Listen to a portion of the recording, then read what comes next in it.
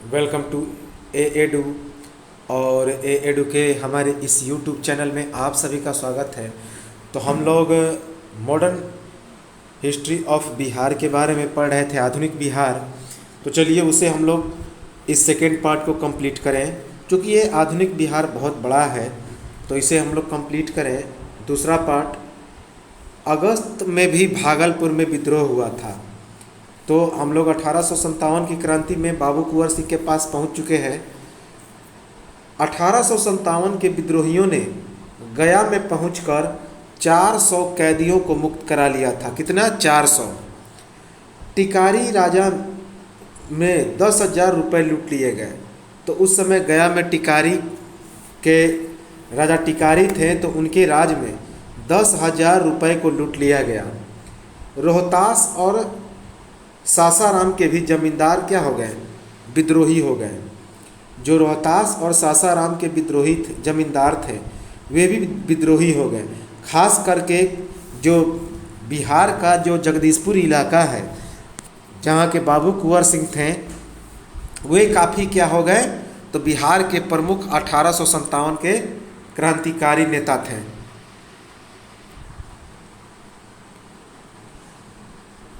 William Taylor ने बाबू कुंवर सिंह को पटना आकर उनसे भेंट करने का निमंत्रण दिया, लेकिन मौलवी महमूदुल्लाह के साथ हुए विश्वासघात को देखते हुए बाबू कुंवर सिंह ने पटना न आने का निर्णय लिया। तो इम्पोर्टेंट है कि विलियम टेलर ने बाबू कुंवर सिंह को पटना आकर उनसे भेंट करने का निमंत्रण दिया, लेकिन मौलवी महमूदुल्लाह के साथ हुए विश्वासघात को देखते हुए बाबू कुंवर सिंह ने पटना न आने का निर्णय लिया। बाबू कुंवर सिंह ने 4,000 सैनिकों के साथ संघर्ष आरंभ किया, जो बाद में सैनिक बढ़ के कितने हो गए? 10,000। तो बाबू कुंवर सिंह के पास शुरू में 4,000 सैनिक थे और इन्हीं 4,000 सैनिकों के साथ बाबू कुंवर सिंह ने विद्रोह को आरंभ किया, जो बाद में बढ़कर कितना हो गया? 10,000। बाबू कुंवर सिंह ने जगदीशपुर में बंदूक और गोला बारूद बनाने का कारखाना स्थापित किया। तो बाबू कुंवर सिंह ने जगदीशपुर में बंदूक और गोला बारूद बनाने का कारखाना स्थापित किया। इम्पोर्टेंट है। बाबू कुंवर सिंह ने सबसे पहले आरा नगर पर अधिकार किया। तो सबसे पहले बाबू कुंवर सिंह ने कहाँ पर अधिकार किया? आरा नगर में। आरा को दूसरे प्रयास में मुक्त किया गया। आरा को दूसरे प्रयास में मुक्त किया गया। अंग्रेजों ने जगदीशपुर पर अधिकार करके बाबू कुंवर सिंह के मंदिर और हवेली पर अधिकार कर लिया। तो अंग्रेजों ने जगदीशपुर पर अधिकार करके बाबू कुंवर सिंह के मंदिर और उनके हवेली पर अधिकार कर लिया। बाबू कुंवर सिंह के भाई का नाम था अमर सिंह, जो कैमूर की पहाड़ियों में मोर्चाबंदी करके अंग्रेजों से संघर्ष जारी रखा। उन्होंने छापा मार युद्ध किया था। याद रखेंगे, छापा मार। तो बाबू कुंवर सिंह के भाई थे अमर सिंह। उन्होंने कैमूर की पहाड़ियों में मोर्चाबंदी करके अंग्रेजों से संघर्ष जारी रखा। बाबू कुंवर सिंह ने मिर्ज़ापुर के विजयगढ़ में पड़ाव रखा था। तो बाबू कुंवर सिंह ने उत्तर प्रदेश के मिर्ज़ापुर के विजयगढ़ में अपना पड़ाव रखा था। मिर्ज़ापुर के विजयगढ़ से रीवा और बांदा के क्षेत्र से होते हुए बाबू कुंवर सिंह कालपी यानी कि कानपुर पहुँचे। तो मिर्ज़ापुर के विजयगढ़ से रीवा और बांदा के क्षेत्र होते हुए बाबू कुंवर सिंह कानपुर और कालपी पहुँचे। कालपी में बाबू कुंवर सिंह ने तांत्या टोपे से संपर्क किया। तो कालपी में बाबू कुंवर सिंह ने किससे संपर्क किया? तांत्या टोपे से।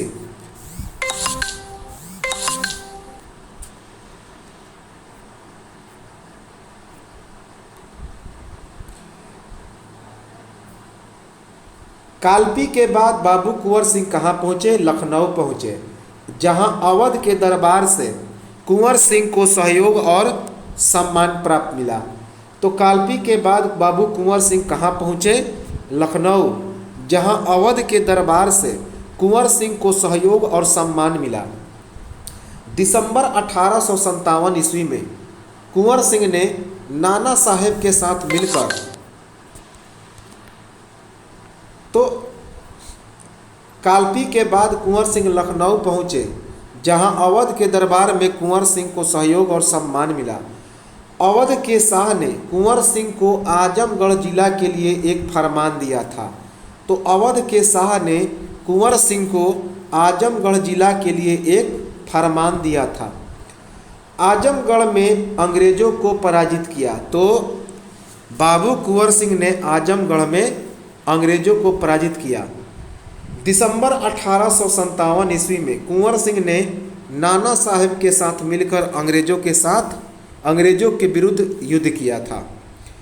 गवर्नर जनरल लॉर्ड कैनिंग ने कुंवर सिंह के विरुद्ध सैनिक कार्रवाई का कड़ा आदेश दिया और उन पर सैनिक दबाव बढ़ाने लगा। तो जिस समय 1857 का विद्रोह हुआ था, तो उसमें भारत का जो गवर्नर जनरल था कौन? Lord Canning. और यही लॉर्ड कैनिंग बाद में अंतिम गवर्नर जनरल बनेगा और भारत का प्रथम वायसराय बनेगा। क्योंकि जब 1858 ईस्वी का भारत शासन अधिनियम लागू होगा, जब 1857 के स्वतंत्रता संग्राम को पूरी तरह से अंग्रेज कुचल देंगे और वे भारत में तानाशाह बन जाएंगे, और 1858 के भारत शासन अधिनियम के तहत अब डायरेक्ट रूप से वे भारत पर शासन करने लगेंगे, और यही प्रथम वायसराय बनेगा कौन? Lord Canning. तो एग्जाम में पूछा जाता है कि 1857 के विद्रोह के समय भारत का वायसराय कौन था? तो लॉर्ड कैनिंग था। बलिया के समीप अंग्रेजों के साथ युद्ध में विजयी होने के बाद जगदीशपुर की ओर से लौटने के प्रयास में कुंवर सिंह ने 23 अप्रैल 1858 ईस्वी को कैप्टन ली ग्रांट के नेतृत्व में ब्रिटिश सरकार को बुरी तरह से पराजित कर दिया था। तो बलिया के समीप अंग्रेजों के साथ युद्ध में विजयी होने के बाद जब वे जगदीशपुर लौट रहे थे बाबू कुंवर सिंह, तो 23 अप्रैल 1858 ईस्वी को कैप्टन ली ग्रांट के नेतृत्व में ब्रिटिश सरकार को बुरी तरह से पराजित कर दिया। बलिया के समीप युद्ध में बाबू कुंवर सिंह बुरी तरह से क्या हो गए थे? घायल हो गए थे। और उसके 2 ही दिन बाद, चूँकि 23 अप्रैल 1858 ईस्वी को वे ली ग्रांट के विरुद्ध युद्ध करते हुए क्या हो गए? तो घायल हो गए थे।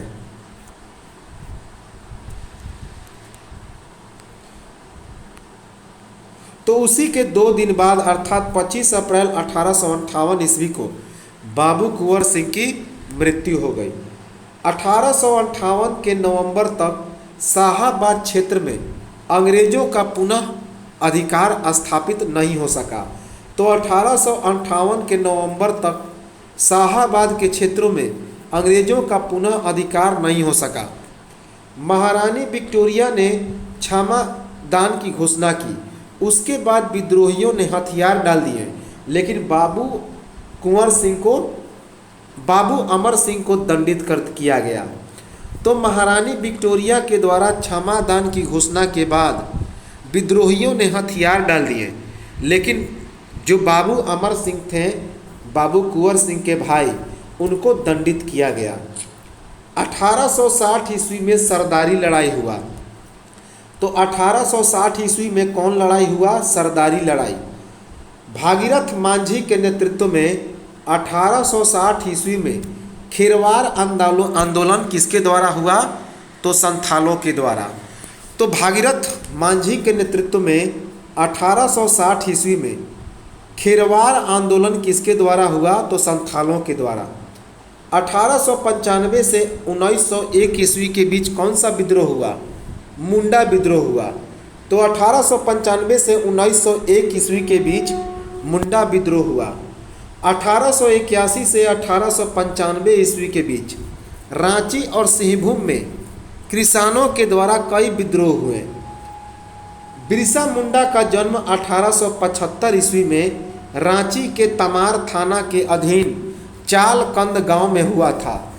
तो बिरसा मुंडा का जन्म कब हुआ था? 1875 ईस्वी में रांची के तमार थाना के अधीन चालकंद गांव में। बिरसा मुंडा ने अंग्रेजों की शिक्षा प्राप्त की थी। तो बिरसा मुंडा ने अंग्रेजी की शिक्षा प्राप्त की थी। बिरसा मुंडा ने नैतिक आचरण की शुद्धता, आत्म सुधार और एकेश्वरवाद का उपदेश दिया था। तो बिरसा मुंडा ने नैतिक आचरण, आत्म सुधार और एकेश्वरवाद का उपदेश दिया था। बिरसा मुंडा ने अपने अनुयायियों को अनेक देवताओं, बोंगा, तो बिरसा मुंडा अपने आप को क्या कहते थे? बोंगा कहते थे। तो अनेक देवताओं अर्थात बोंगा को छोड़कर एक ईश्वर सिंह बोंगा की आराधना का उपदेश दिया। सिंह बोंगा वे खुद को कहते थे बिरसा मुंडा। 24 अगस्त 1895 ईस्वी को बिरसा मुंडा को गिरफ्तार कर लिया गया। तो 24 अगस्त 1895 ईस्वी को बिरसा मुंडा को गिरफ्तार कर लिया गया। महारानी विक्टोरिया की हीरक जयंती के उपलक्ष्य में 1898 ईस्वी में बिरसा मुंडा को कैद से मुक्ति मिल गई। तो 3 बरस के बाद महारानी विक्टोरिया की जब हीरक जयंती थी तो उसी के उपलक्ष्य में 1898 ईस्वी को बिरसा मुंडा को कैद से मुक्ति मिल गई। 1899 से 1900 ईस्वी के बीच इस आंदोलन का काफ़ी प्रचार प्रसार किया गया। 3 फरवरी 1900 ईस्वी को बिरसा मुंडा को एक बार फिर से बंदी बना लिया गया। तो 3 फरवरी 1900 ईस्वी को बिरसा मुंडा को एक बार फिर से बंदी बना लिया गया और इसी के बाद जेल में ही, किस जेल में बंदी बनाया गया? तो रांची के जेल में। और 30 मई 1900 ईस्वी को इसी रांची के जेल में बिरसा मुंडा की हैजा से मृत्यु हो गई। किस बीमारी से? हैजा से। 1913 से 1914 ईस्वी के मध्य यात्रा भगत के नेतृत्व में ताना भगत का आंदोलन हुआ।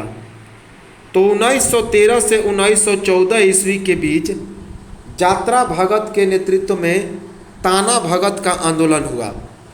ताना भगत आंदोलन का प्रभाव उरांव, मुंडा और संथाल जनजातियों पर व्यापक ढंग से पड़ा। ताना भगत में राजनीतिक जागरण का अधिक स्पष्ट प्रभाव था। ताना भगत आंदोलन की 3 मांगें थी। पहला स्वशासन, दूसरा लगान न देने का अधिकार और तीसरा मनुष्य में समानता का भाव। दिसंबर 1919 ईस्वी तक ताना भगत आंदोलन का बृहद प्रसार हो चुका था। तो ताना भगत के प्रमुख ने ताना भगत आंदोलन के अंतिम नेता कौन कौन थे? शिबू, माया, देविया। ताना भगत आंदोलन हिंसात्मक नहीं, संवैधानिक संघर्ष का आंदोलन था। तो जो ताना भगत आंदोलन था वह हिंसात्मक नहीं था बल्कि एक संवैधानिक संघर्ष का आंदोलन था।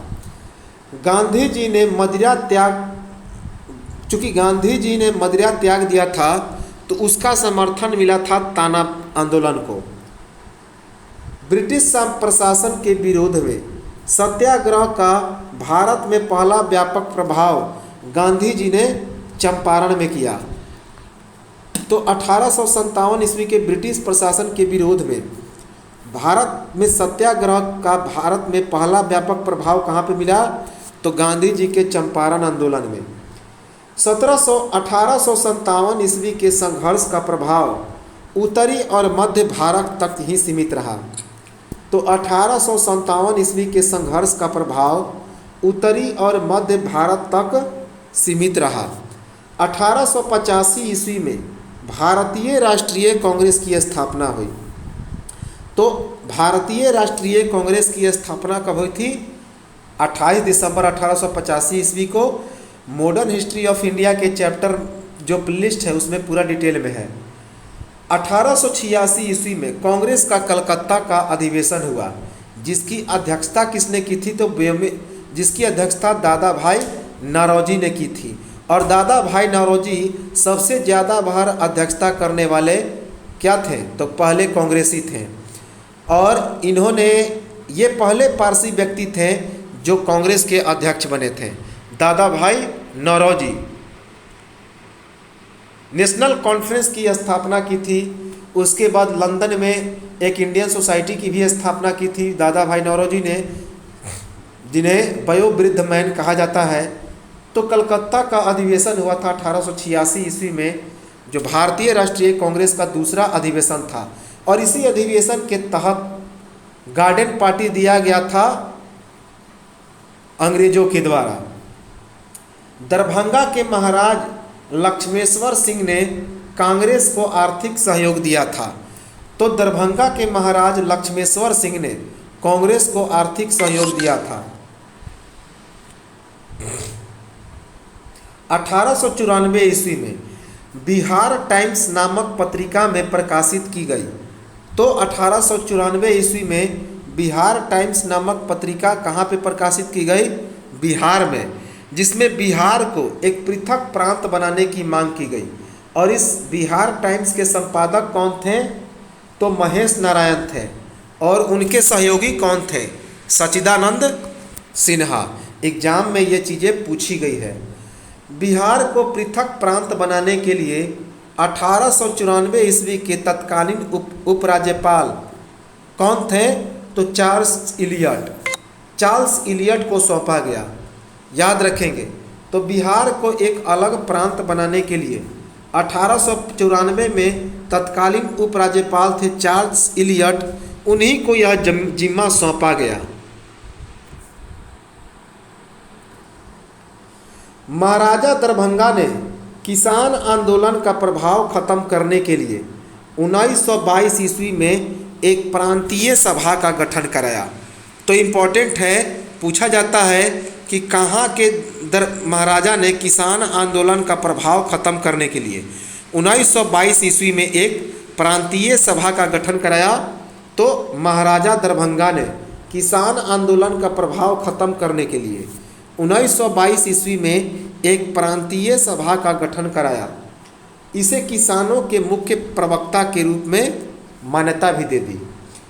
किसान आंदोलन में लगान वसूली के क्रम में राज के गुमास्तों के अत्याचार के विरोध और जंगल से फल लकड़ी प्राप्त करने के अधिकार की प्रस्तुति इस आंदोलन की मुख्य विशेषता थी। तो किसान आंदोलन में लगान वसूली के क्रम में राज के गुमास्तों के अत्याचार के विरोध और जंगल से फल लकड़ी प्राप्त करने के अधिकार की प्रस्तुति इस आंदोलन की मुख्य विशेषता थी। किसान आंदोलन का विस्तार पूर्णिया, सहरसा, भागलपुर और मुंगेर के जिलों तक हो गया। तो किसान आंदोलन का विस्तार कहाँ तक चला? पूर्णिया, सहरसा, भागलपुर और मुंगेर तक।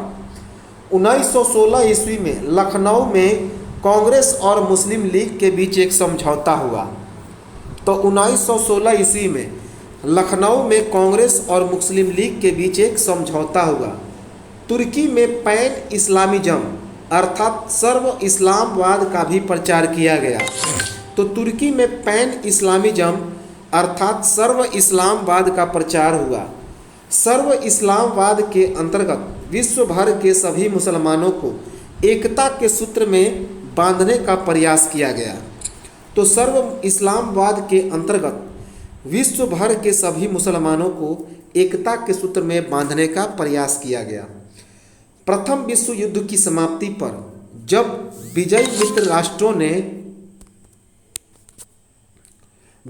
मित्र राष्ट्रों ने तुर्की के सुल्तान के साथ अन्यायपूर्ण व्यवहार किया और ऑटोमन साम्राज्य की क्षेत्रों की बंदरगाह से भारतीय मुसलमानों में असंतोष पैदा हुआ, तो ब्रिटिश सरकार ने भारतीयों की स्वशासन की मांग पर सहानुभूति विचार प्रकट नहीं किया और रॉलेट एक्ट के द्वारा की गई पुष्टि की जिसमें भारत सुरक्षा नियम के अंतर्गत दमनकारी कानून बनाया जाए।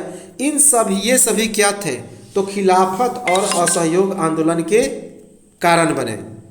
तो एक तो रॉलेट एक्ट, दूसरा जो ऑटोमन साम्राज्य पर कब्जा हुआ तुर्की के द्वारा, तो ये सभी जो थे क्या चीज़? असहयोग आंदोलन के कारण थे, खिलाफत आंदोलन के कारण थे। 1919 ईस्वी में खिलाफत आंदोलन और 1923 ईस्वी में असहयोग आंदोलन को मिला दिया गया। तो याद रखेंगे 1919 ईस्वी में कौन सा आंदोलन हुआ था? खिलाफत आंदोलन, और 1920 ईस्वी में असहयोग आंदोलन हुआ। याद रखेंगे ये 20 है। खिलाफत आंदोलन का उद्देश्य था तुर्की के सुल्तान खिलाफत आंदोलन का उद्देश्य था तुर्की के सुल्तान और ऑटोमन खलीफा के प्रति मित्र राष्ट्रों के अन्यायपूर्ण व्यवहार का विरोध करना, जबकि असहयोग आंदोलन का मुख्य उद्देश्य था ब्रिटिश सरकार पर संवैधानिक सुधारों को लागू करने के लिए दबाव बनाए रखना। दोनों आंदोलन के सक्रिय नेतृत्वकर्ता कौन थे? मजहरुल हक। तो एग्जाम में पूछा जाता है कि बिहार में असहयोग आंदोलन और खिलाफत आंदोलन के नेतृत्वकर्ता कौन थे? मजहरुल हक। 1912 से 1913 ईस्वी में बाल्कन युद्ध लड़ा गया था, जिसमें तुर्की के राज्य के विरुद्ध बाल्कन प्रायद्वीप की ईसाई प्रजा ने काफ़ी विरोध किया। तुर्की के मुसलमानों के लिए गया, जहानाबाद, मुंगेर, पटना, पूर्णिया, इन सभी क्षेत्रों में बहुत सारी सभाएं हुई। तुर्की के सुल्तान की सहायता के लिए मजहरुल हक ने कोष भी इकट्ठा किया था। तो तुर्की के सुल्तान की सहायता के लिए मजहरुल हक ने कोष भी इकट्ठा किया था। 1914 ईस्वी में मजहरुल हक कांग्रेस के प्रतिनिधि मंडल के साथ कहाँ चले गए? इंग्लैंड चले गए। तो 1914 ईस्वी में मजहरुल हक कांग्रेस के प्रतिनिधि मंडल के साथ इंग्लैंड चले गए। इंग्लैंड में मजहरुल हक युवा तुर्क दल और रेड क्रिसेंट सोसाइटी के प्रतिनिधि और तुर्की के सुल्तान से क्या की? तो भेंट की। तो इंग्लैंड में मजहरुल हक युवा तुर्क दल और रेजिडेंट क्रिसेंट सोसाइटी के प्रतिनिधि और तुर्की के सुल्तान से भेंट की। प्रथम विश्व युद्ध के बाद कुछ भारतीय मुसलमानों ने अंग्रेजों के विरुद्ध तुर्की की ओर से विद्रोह आरंभ किया, जिसमें बहावी नेता मौलवी अब्दुल रहीम प्रमुख थे। क्या नाम था? तो प्रथम विश्व युद्ध के बाद कुछ भारतीय मुसलमानों ने अंग्रेजों के विरुद्ध तुर्की की ओर से विद्रोह भी आरंभ कर दिया, जिसमें बहावी नेता मौलवी अब्दुल रहीम प्रमुख थे। 16 फरवरी 1919 ईस्वी को पटना में हसन इमाम की अध्यक्षता में एक सभा हुई, जिसमें खलीफा के प्रति मित्र देशों के द्वारा उचित व्यवहार के लिए लोकमत बनाने की बात कही गई। तो 16 फरवरी 1919 ईस्वी को पटना में हसन इमाम की अध्यक्षता में एक सभा की आयोजन की गई, जिसमें खलीफा के प्रति मित्र देशों के द्वारा उचित व्यवहार के लिए लोकमत बनाने की भी बात कही गई। सेवरे की संधि के द्वारा तुर्की पर अनेक कठोर शर्तें आरोपित किए जाने की बात स्पष्ट हो गई थी। तो सेवरे की संधि के बाद तुर्की पर अनेक कठोर शर्तें आरोपित किए जाने की बात भी स्पष्ट हो गई थी। सेवरे की संधि का समर्थन किसने किया? महात्मा गांधी ने नवंबर 1919 ईस्वी में। तो सेवरे की संधि का समर्थन किसने किया? महात्मा गांधी ने नवंबर 1919 ईस्वी में। 30 नवंबर 1919 ईस्वी को आयोजित एक सभा में हसन इमाम ने शांति समारोहों के बहिष्कार का भी आह्वान किया। तो 30 नवंबर 1919 ईस्वी को पटना में आयोजित एक सभा में हसन इमाम ने शांति समारोहों के बहिष्कार का भी आह्वान किया। मौलाना आज़ाद के नेतृत्व में मुसलमानों ने रांची में एक शांति समारोह का विरोध किया। तो मौलाना आज़ाद के नेतृत्व में मुसलमानों ने रांची में शांति समारोह का विरोध किया। 19 मार्च 1920 ईस्वी को बिहार में मुसलमानों ने हड़ताल की, विशेषकर मुंगेर, आरा, भागलपुर और मुजफ्फरपुर में। अप्रैल 1919 ईस्वी में खिलाफत आंदोलन के प्रमुख नेता कौन चुने गए?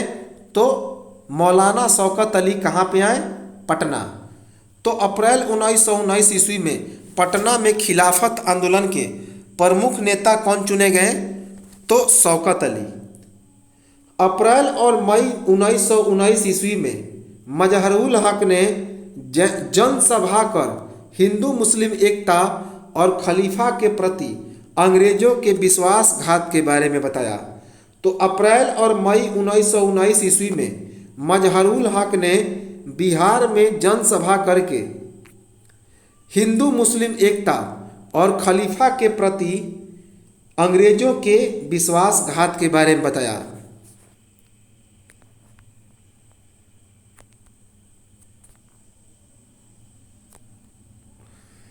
पंद्रह और 16 मई 1919 ईस्वी को फुलवारी शरीफ में मुस्लिम उलेमा का मतलब होता है धर्माचार्यों।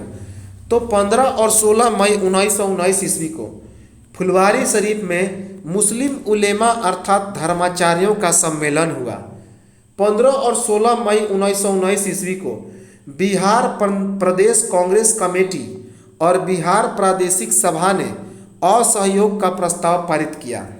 तो 15 और 16 मई 1919 ईस्वी को बिहार प्रदेश कांग्रेस कमेटी और बिहार प्रादेशिक सभा ने असहयोग का प्रस्ताव पारित किया। जून में पटना सिटी में गुलाम इमाम के नेतृत्व में ब्रिटिश सरकार से असहयोग और तुर्की पर आरोपित शर्तों की भर्त्सना का भी आह्वान किया। तो जून में पटना सिटी में गुलाम इमाम के नेतृत्व में ब्रिटिश सरकार से असहयोग और तुर्की पर आरोपित शर्तों की भर्त्सना का भी आह्वान किया गया। 1 अगस्त 1919 ईस्वी को पटना में आयोजित सभा में नूरुल हसन ने प्रांतीय विधायिका से त्याग पत्र दे दिया। तो 1 अगस्त 1919 ईस्वी को पटना में आयोजित सभा में नूरुल हसन ने प्रांतीय विधायिका से त्याग पत्र दे दिया। फुलवारी शरीफ के शाह बदरुद्दीन ने शमसुल उलेमा और शाह सुलेमान ने अवैतनिक दंडाधिकारी का पद त्याग दिया। तो फुलवारी शरीफ के शाह बदरुद्दीन ने शमसुल उलेमा का पद त्याग दिया, जबकि शाह सुलेमान ने अवैतनिक दंडाधिकारी का पद त्याग दिया। भारत में ब्रिटिश शासन की नीतियों के विरुद्ध सितंबर 1920 ईस्वी में असहयोग आंदोलन का प्रस्ताव भारतीय राष्ट्रीय कांग्रेस के कलकत्ता अधिवेशन में पारित किया गया। तो भारत में ब्रिटिश शासन की नीतियों के विरुद्ध सितंबर 1920 ईस्वी में असहयोग आंदोलन का प्रस्ताव भारतीय राष्ट्रीय कांग्रेस के कलकत्ता अधिवेशन में पारित हुआ। जून 1918 ईस्वी में मॉन्टेग्यू चेम्सफोर्ड का रिपोर्ट पर प्रकाशित हुआ, जिसमें भारत के स्वायत्त शासन संबंधी कुछ प्रस्ताव रखे गए थे। 29 अगस्त 1918 ईस्वी को कांग्रेस ने अपने बम्बई अधिवेशन में मॉन्टेग्यू रिपोर्ट पर विचार किया। तो 29 अगस्त 1918 ईस्वी को कांग्रेस ने अपने बम्बई अधिवेशन में मॉन्टेग्यू के रिपोर्ट पर अपना विचार प्रकट किया। 29 अगस्त 1918 ईस्वी को बम्बई अधिवेशन की अध्यक्षता बिहार के प्रसिद्ध बैरिस्टर हसन इमाम ने की। तो 29 अगस्त 1918 ईस्वी को बम्बई अधिवेशन की अध्यक्षता किसने की? बिहार के प्रसिद्ध वकील बैरिस्टर हसन इमाम ने की। बम्बई अधिवेशन में रिपोर्ट से असंतोष व्यक्त करने के अतिरिक्त ब्रिटिश सरकार पर दबाव डालने के लिए हसन इमाम के नेतृत्व में एक शिष्टमंडल इंग्लैंड भेजने का प्रस्ताव रखा गया। तो बम्बई अधिवेशन के रिपोर्ट से असंतोष व्यक्त करने के अतिरिक्त ब्रिटिश सरकार पर दबाव डालने के लिए हसन इमाम के नेतृत्व में एक शिष्टमंडल इंग्लैंड भेजने का प्रस्ताव रखा गया। भारत सरकार के कठोर कानून के विरुद्ध गांधी जी ने जन आंदोलन छेड़ दिया था। तो भारत सरकार के कठोर आंदोलन, जिसे काला कानून भी कहा जाता है, उसके विरुद्ध गांधी जी ने एक जन आंदोलन छेड़ा था। बिहार में 6 अप्रैल 1919 ईस्वी को हड़ताल हुई। तो बिहार में 6 अप्रैल 1919 ईस्वी को हड़ताल हुई। 11 अप्रैल 1919 ईस्वी को पटना में एक जनसभा का आयोजन हुआ, जिसमें गांधी जी की गिरफ्तारी का विरोध किया गया और सत्याग्रहियों ने प्रतिज्ञा पत्र पर हस्ताक्षर कर दिया। तो 11 अप्रैल 1919 ईस्वी को पटना में एक जनसभा का आयोजन हुआ, जिसमें गांधी जी की गिरफ्तारी का विरोध किया गया और सत्याग्रहियों ने प्रतिज्ञा पत्र पर हस्ताक्षर भी किया। जनवरी 1920 ईस्वी को गांधी जी और अली बंधुओं ने वायसराय से भेंट करके खलीफा के प्रति वचन भंग के प्रश्न पर ध्यान आकर्षित किया। 1920 ईस्वी में मौलाना मोहम्मद अली इंग्लैंड चले गए और जॉर्ज पंचम के समक्ष खलीफा के प्रति वचन भंग के प्रश्न पर अपना मुद्दा रखा। तो 1920 ईस्वी में मौलाना मोहम्मद अली कहाँ चले गए? इंग्लैंड चले गए और लॉर्ड जॉर्ज पंचम के समक्ष खलीफा के प्रति वचन भंग के प्रश्न पर मुद्दा रखा। अगस्त 1920 ईस्वी में राजेंद्र प्रसाद के सभापतित्व में बिहार प्रांतीय राजनीतिक सम्मेलन की बैठक भागलपुर में हुई, जिसमें गांधी जी के प्रस्ताव का अनुमोदन किया गया।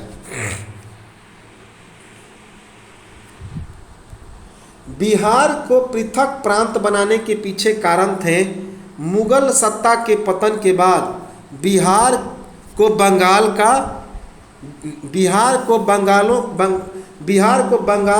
के नवाबों के अधीन आना, बिहार में प्रशासनिक शिक्षा, विभिन्न व्यवसायों में बंगालियों का प्रतिनिधित्व। तो बिहार को पृथक प्रांत बनाने के पीछे कई कारण थे। क्या?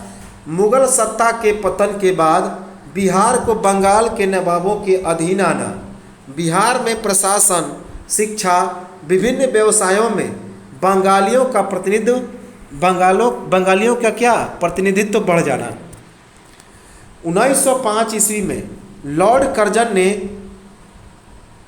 बंगाल को 2 हिस्सों में बांट दिया, एक पूर्वी बंगाल और एक पश्चिम बंगाल।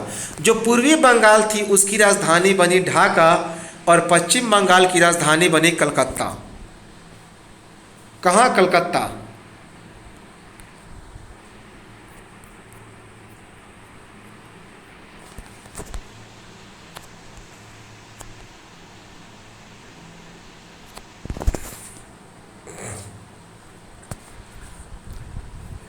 बंगाल विभाजन का मुख्य उद्देश्य था बंगाल में राष्ट्रीय आंदोलन को कम करना और इस प्रांत को सांप्रदायिक आधार पर हिंदू बाहुल्य और मुस्लिम बाहुल्य में बांट देना।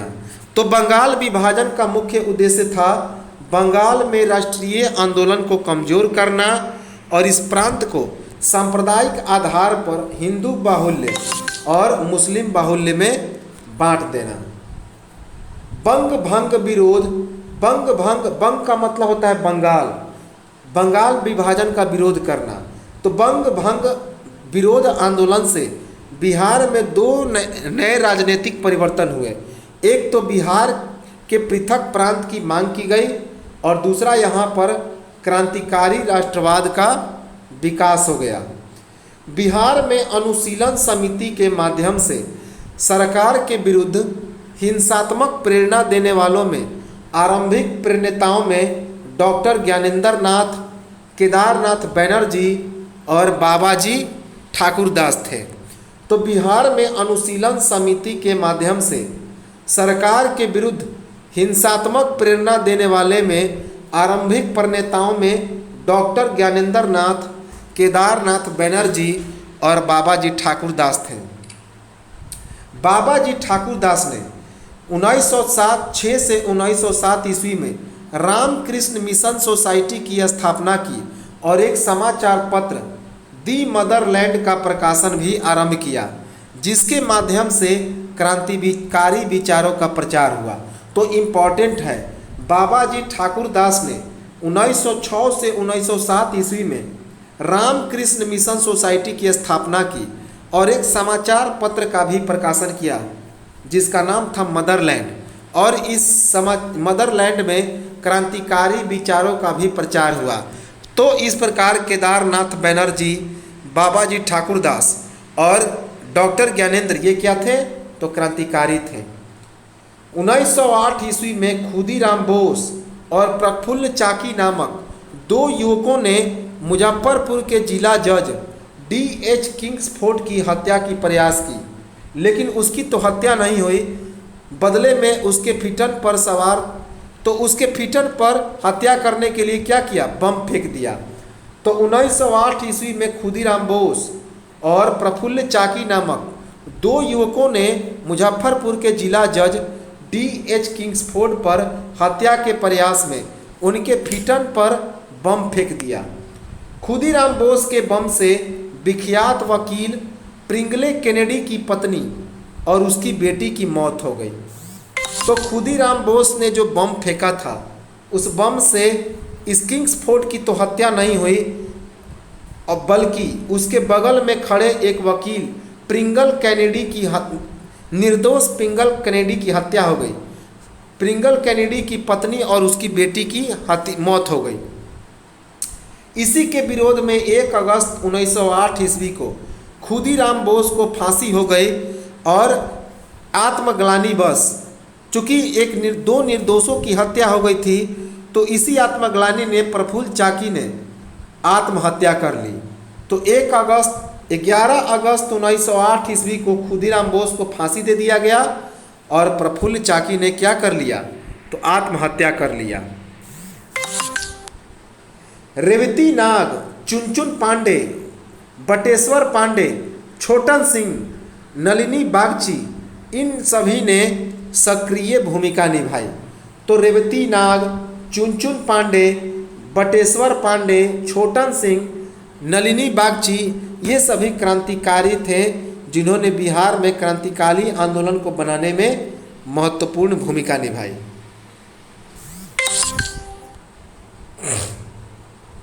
सचिंदर नाथ सान्याल ने 1913 ईस्वी में पटना में अनुशीलन समिति की एक शाखा की भी स्थापना की। तो सचिंदर नाथ सान्याल ने 1913 ईस्वी में पटना में एक अनुशीलन समिति की एक शाखा की स्थापना की। ढाका अनुशीलन समिति के सदस्य रेवती नाग ने भागलपुर में और यदुनाथ सरकार ने बक्सर में युवा क्रांतिकारियों को प्रशिक्षण देने का भी उपाय किया। तो ढाका अनुशीलन समिति के सदस्य थे कौन? रेवती नाग, उन्होंने भागलपुर में, और दूसरे सदस्य थे यदुनाथ सरकार, उन्होंने बक्सर में युवा क्रांतिकारियों को प्रशिक्षण देने का भी उपाय किया। भूपेंद्र नाथ दत्त ने पटना में भवानी मंदिर क्रांतिकारी संस्था की स्थापना की। तो पटना में भवानी मंदिर क्रांतिकारी संगठन की स्थापना किसने की? भूपेंद्र नाथ दत्त ने। 1906 ईस्वी में सच्चिदानंद सिन्हा और महेश नारायण ने पृथक बिहार के मांग के समर्थन में एक पुस्तिका का भी प्रकाशन किया। तो 1906 ईस्वी में सच्चिदानंद सिन्हा और महेश नारायण ने पृथक बिहार के मांग के समर्थन में एक पुस्तिका का भी प्रकाशन किया। 1906 ईस्वी में राजेंद्र प्रसाद ने बिहारी छात्र सम्मेलन का आयोजन किया। तो 1906 ईस्वी में राजेंद्र प्रसाद ने बिहारी छात्र सम्मेलन का आयोजन किया। मजहरुल हक, अली इमाम और हसन इमाम ने भी एक पृथक बिहार की मांग की। तो मजहरुल हक, अली इमाम और हसन इमाम ने भी एक पृथक बिहार की मांग की। 1908 ईस्वी में बिहार प्रादेशिक सम्मेलन का पहला अधिवेशन कहाँ पे हुआ? तो पटना में हुआ, जिसमें मोहम्मद फखरुद्दीन ने बिहार को बंगाल से पृथक करने की मांग को रखा, जिसे सर्वसम्मति से स्वीकार कर लिया गया। तो 1908 ईस्वी में बिहार प्रादेशिक सम्मेलन का पहला अधिवेशन कहाँ पे हुआ? पटना में हुआ, जिसमें मोहम्मद फखरुद्दीन ने बिहार को बंगाल से पृथक करने की मांग को रखा, जिसे सर्वसम्मति से स्वीकार भी कर लिया गया। 1908 ईस्वी में नवाब सरफराज हुसैन खां की अध्यक्षता में बिहार कांग्रेसियों की एक सभा का आयोजन किया गया, जिसमें बिहार प्रदेश कांग्रेस कमेटी का गठन हुआ, जिसके अध्यक्ष को किसे बनाया गया? हसन इमाम को। तो 1908 ईस्वी में नवाब सरफराज हुसैन खां की अध्यक्षता में बिहार कांग्रेसियों की एक सभा का आयोजन हुआ, जिसमें बिहार प्रदेश कांग्रेस कमेटी का गठन हुआ, जिसके अध्यक्ष हसन इमाम बनाए गए। 12 दिसंबर 1911 ईस्वी को दिल्ली में आयोजित शाही दरबार में बिहार और उड़ीसा के क्षेत्रों को बंगाल से पृथक करने की सम्राट के द्वारा घोषणा की गई। तो 12 दिसंबर 1911 ईस्वी को दिल्ली में शाही दरबार का आयोजन किया गया था, जिसमें बिहार और उड़ीसा के क्षेत्रों को बंगाल से अलग करने की मांग सम्राट के द्वारा की गई, घोषणा की गई।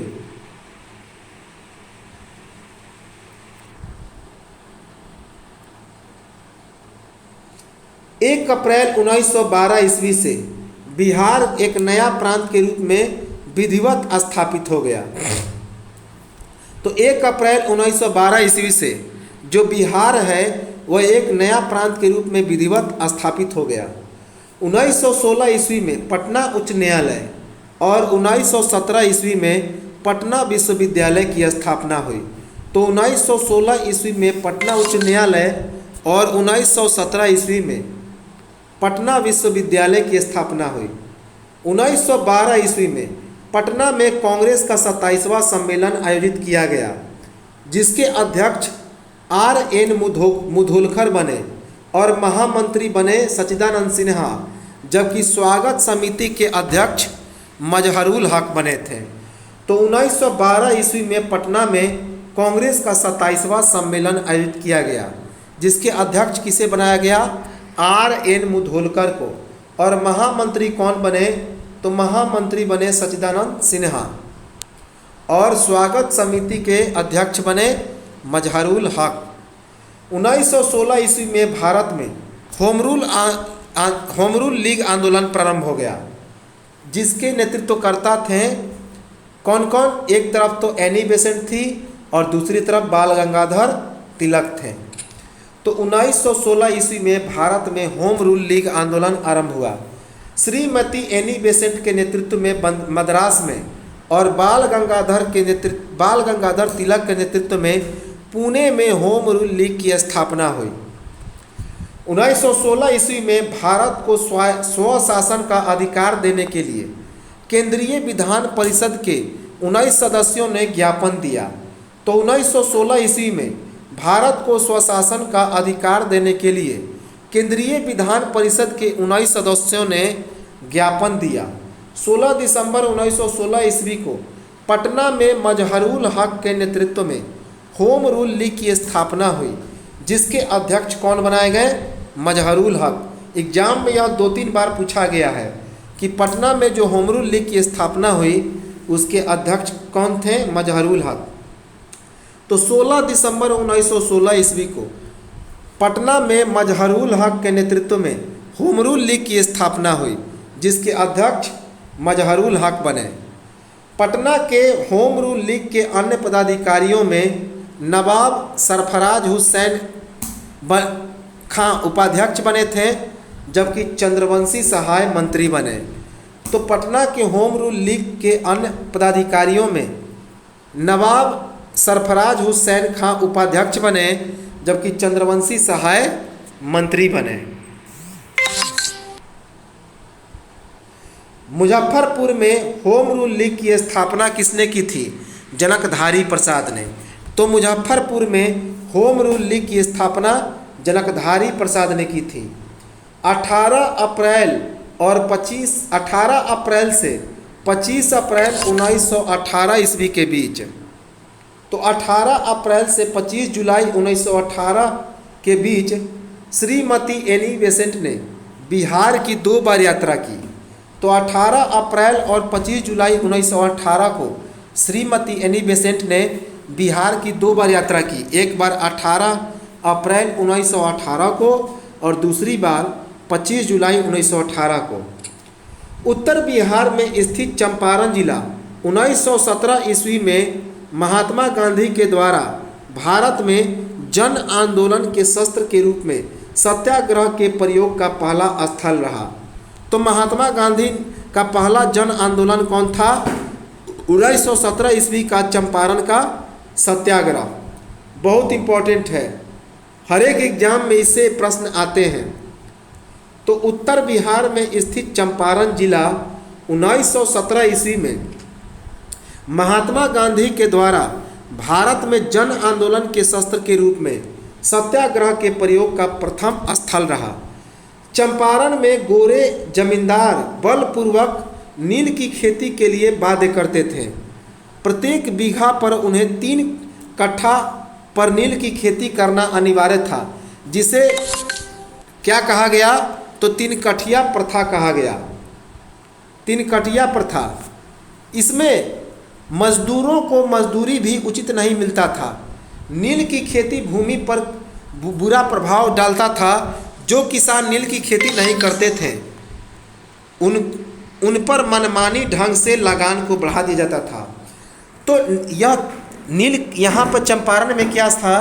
तो चंपारण में 3 कठिया प्रथा था, जिसमें प्रत्येक 1 बीघा पर किसानों को अंग्रेजों के दबाव में 3 कट्ठे पर नील की खेती करना अनिवार्य था। इससे उनकी जमीन भूमि बंजर हो जाती थी। साथ ही साथ इसके बदले में उन्हें मजदूरी भी उचित नहीं मिलता था, और जो किसान नील की खेती नहीं करते थे उन पर मनमाना ढंग से लगान को बढ़ा दिया जाता था। तो इसी कारण 1916 ईस्वी में कांग्रेस के लखनऊ अधिवेशन में बिहार के चंपारण के राजकुमार शुक्ल, बिहार के चंपारण के एक नेता थे राजकुमार शुक्ल और ब्रजकुमार प्रसाद, वे शामिल हुए थे। तो 1916 ईस्वी में जब लखनऊ का कांग्रेस का अधिवेशन हुआ था तो बिहार के चंपारण के 2 नेता राजकुमार शुक्ल और ब्रज किशोर प्रसाद, ये भी उस अधिवेशन में शामिल हुए थे, और इसी अधिवेशन में उनकी मुलाकात महात्मा गांधी से हुई थी। राजकुमार शुक्ल के कहने पर महात्मा गांधी जी चंपारण आने और स्थिति का अध्ययन करने पर सहमत हुए। तो राजकुमार शुक्ल के कहने पर महात्मा गांधी चंपारण आने और उसकी स्थिति का जायजा, तो राजकुमार शुक्ल के कहने पर ही चंपारण की स्थिति का जायजा लेने और वहाँ की स्थिति को सुधारने के लिए महात्मा गांधी कहाँ पे आए थे? तो बिहार के चंपारण में। 1917 ईस्वी में गांधी जी पटना और मुजफ्फरपुर से होते हुए कहाँ पहुँचे? तो चंपारण पहुँचे। तो 1917 ईस्वी में गांधी जी पटना और मुजफ्फरपुर से होते हुए चंपारण पहुँचे। 1917 ईस्वी में बिहार के उपराज्यपाल कौन थे? Edward Gait. तो 1917 ईस्वी में बिहार के उपराज्यपाल थे एडवर्ड गेट, जिन्होंने गांधी जी को इस संबंध में वार्ता के लिए बुलाया और किसानों के कष्टों की जांच के लिए एक समिति के गठन का प्रस्ताव रखा, जो चंपारण अग्रेरियन कमेटी कहलाया। तो 1917 ईस्वी में बिहार के उपराज्यपाल थे एडवर्ड गेट। तो उन्होंने वार्ता के लिए गांधी जी को बुलाया और किसानों की कष्टों की जांच के लिए एक समिति के गठन का भी प्रस्ताव रखा। इस समिति का नाम था चंपारण एग्रेरियन कमेटी, और इसके सदस्य कौन बने? तो महात्मा गांधी को भी बनाया गया था। महात्मा गांधी को भी इसका सदस्य बनाया गया। चंपारण एग्रेरियन कमेटी की अनुशंसा पर 3 कठिया व्यवस्था कानून को अंत कर दिया गया। साथ ही साथ किसानों का लगान घटा दिया गया और उन्हें इस क्षतिपूर्ति का भी धन मिला। तो चंपारण एग्रेरियन कमेटी की अनुशंसा पर 3 कठिया व्यवस्था कानून का अंत कर दिया गया, किसानों पर से लगान को भी कम कर दिया गया और उन्हें क्षतिपूर्ति का भी धन मिला। कमेटी का गठन चंपारण के लिए पहला सफल प्रयास था। तो यह जो कमेटी का गठन किया गया तो वह किसानों के लिए चंपारण के लिए पहला सफल प्रयास था। जून 1919 ईस्वी में मधुबनी जिले के किसानों को दरभंगा राज के विरुद्ध आंदोलन के लिए स्वामी विद्यानंद ने संगठित किया। तो जून 1919 ईस्वी में मधुबनी जिले के किसानों को दरभंगा राज के विरुद्ध आंदोलन के लिए किसने संगठित किया? तो स्वामी विद्यानंद ने, स्वामी विद्यानंद ने। तो ये तो था हमारा आधुनिक बिहार का दूसरा पार्ट। आधुनिक बिहार का तीसरा और अंतिम पार्ट हम लोग देखेंगे। इसके बाद आधुनिक बिहार समाप्त हो जाएगा। इसके बाद एक वीडियो में प्राचीन बिहार होगा और प्राचीन बिहार भी समाप्त हो जाएगा। तो इस प्रकार जो इतिहास है, जो कि बिहार का इतिहास, जिससे 10 से 12 प्रश्न तो बनेंगे ही बनेंगे, ये समाप्त हो जाएगा। तो सेशन अच्छा लगा हो तो लाइक करें, कमेंट करें और अन्य दोस्तों को भी इसका शेयर करें ताकि उनको भी यह लाभ मिल सके। और जो लोग इसमें नए जुड़े हैं वे इस चैनल को ज़रूर सब्सक्राइब कर लें ताकि जो अगली आने वाली वीडियो है उसका नोटिफिकेशन इन्हें आसानी से मिल सके। और एक इम्पॉर्टेंट बात है कि जो इसमें ऐड आते हैं उस ऐड को आप लोग पूरा देखें, क्योंकि यही हमारी थोड़ी बहुत पूंजी है। तो चलिए मिलते हैं हम लोग नेक्स्ट वीडियो में और देखेंगे बिहार, आधुनिक बिहार के तीसरे भाग को। तब तक नमस्कार, जय हिंद।